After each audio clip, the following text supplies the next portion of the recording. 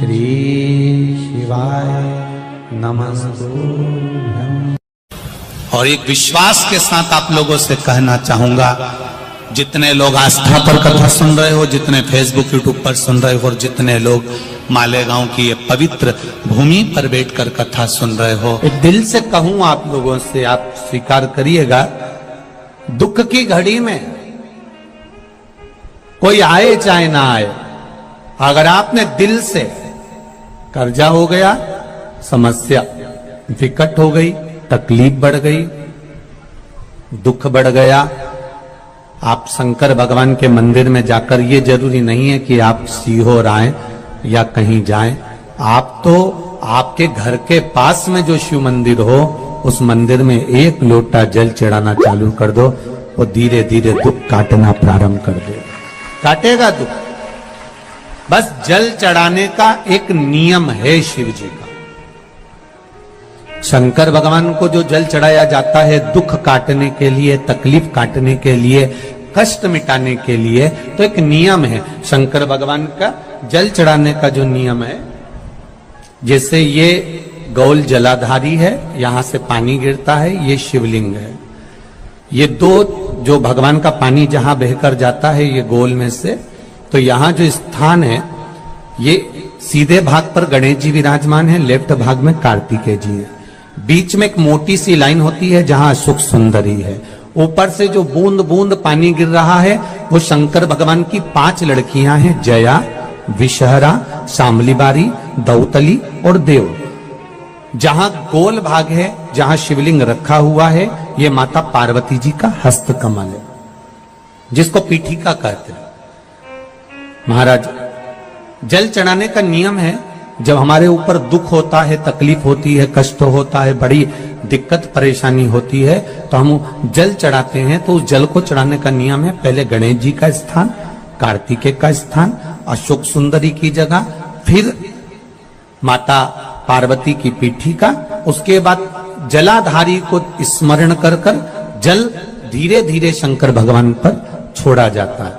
जब धीरे धीरे शिव जी पर जल चढ़ाएं, उसके बाद में आप अपने मन की कामना जब जल चढ़ाते जाएं और बाबा से कहते जाएं, बाबा रोज कामना कहने की जरूरत नहीं है, एक बार आप कामना करो और उसके बाद जल चढ़ाना प्रारंभ करो, और उसको कहना जरूर, तेरे दरबार से कोई खाली नहीं गया मेरे शंभू, मैं नहीं जानती, मैं तो इतना जानती हूं कि कंकर शंकर है और तू सुनता जरूर है। ब्रह्मा ब्रह्म लोक में है, भगवान विष्णु वैकुंठ लोक में है, पर मृत्यु लोक में मेरा देवाधिदेव महादेव है, मेरी सुनेगा जरूर। और बाबा से विनय कर कर आप आइए। जल चढ़ाने का नियम, अगर दुख है, तकलीफ है, कष्ट है तो ऐसे चढ़ा दो, और अगर मन कर रहा है डायरेक्ट शिव जी पे चढ़ाना हो तो तुम्हारी मर्जी है, उसमें कोई मना नहीं।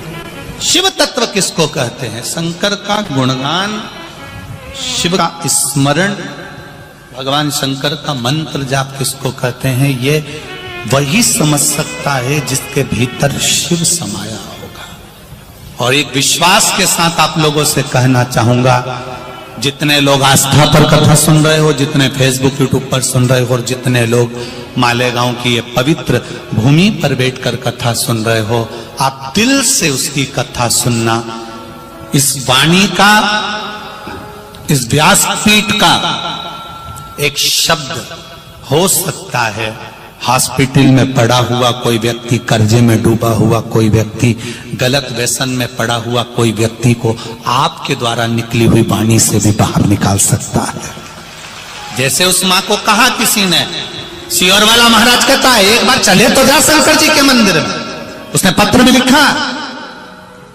जब वो सीहोर वाला महाराज कहता है, चिल्ला चिल्ला कर कहता है, एक लोटा जल सारी समस्या का हल, तो जा।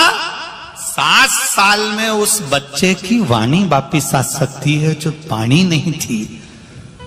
जब वो वाणी मेरा महादेव दे सकता है, वो देखो उस माँ के चेहरे की खुशी, उस माँ के चेहरे की रौनकता, जिसका बेटा 7 साल बाद बोला हो, उसका आनंद देखिए कि कितना होगा, कितना आनंद होगा। एक बात और अच्छे से समझ लीजिए, जो बच्चे चिड़चिड़े होते हैं, चाहे घर में बेटे हों, बहुएं हों, सास हो, ससुर हो, परिवार में छोटे छोटे बच्चे हों, चिड़चिड़ प्रवृत्ति करते हों या चिड़चिड़ा स्वभाव हो, जरा जरा सी बात में क्रोध आ जाता हो, बोलने का भान नहीं रह पाता हो, शब्दों के बाण चलते हो, तो महाराज प्रदोष के दिन, प्रदोष काल में बेलपत्री के पेड़ के नीचे एक जो पत्ता आपके पास में हो, पान का मिल जाए तो पान का, पीपल का मिल जाए तो पीपल का, बेलपत्र का मिल जाए तो बेलपत्र का, उस पत्ते पर मात्र थोड़ा सा शहद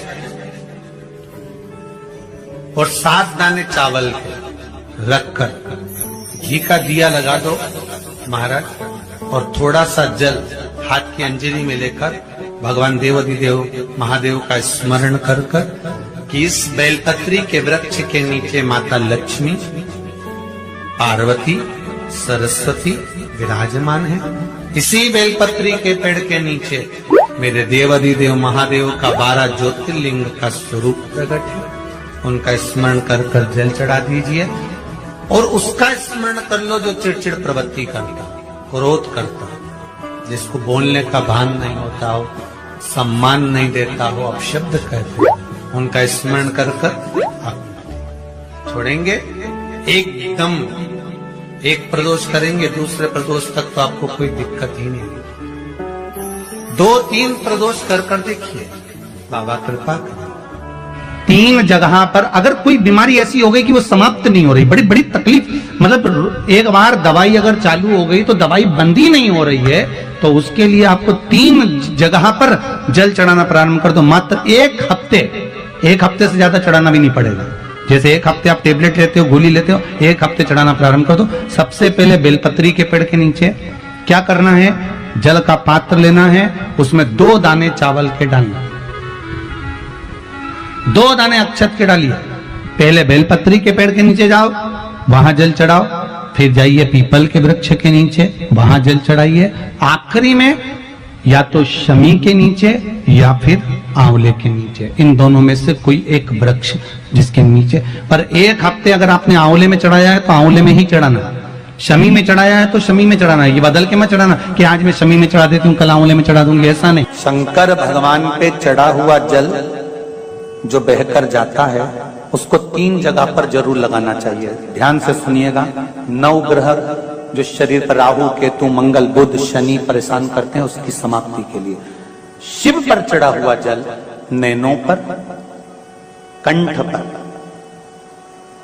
मस्तिष्क पर, 3 जगह पर जिसके प्रतिदिन शिव पर चढ़ा हुआ जल लगता है, उसको कभी 9 ग्रह परेशान नहीं कर